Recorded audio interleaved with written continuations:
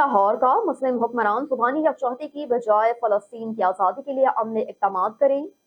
Muslim youth league کے تحت اسرائیلی مظالم کے خلاف استنبول چوک سے پنجاب اسمبلی تک لبیک یا اقصی ریلی نکالی گئی، جس میں شہر بھر سے مختلف شعبہ زندگی سے تعلق رکھنے والے ہزاروں افراد نے شرکت کی۔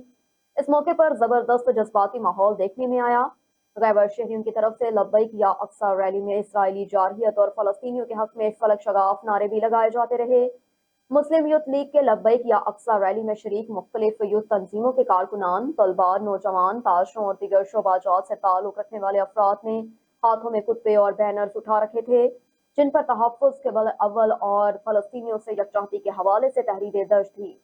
مقررین کے خطابات کے دوران شرکاء نے فلسطینی بھائیوں سے محبت کے حوالے سے جذبہ دیدنا تھا۔ لبیک یا اقصی ریلی میں پاکستان مرکزی مسلم لیگ لاہور کے صدر Chaudhry Muhammad Sarwar, engineer Adil Khaliq, Sheikh Adeel Amir, Malik Ejaz, سہار star, Jibran but, حافظ عبدالرحمان بدر، مرشد ارسلان نوید، عبدالغفور ڈوگر، ناصر محمود گھمن، دیگر رہنماؤں نے بھی خطاب کیا۔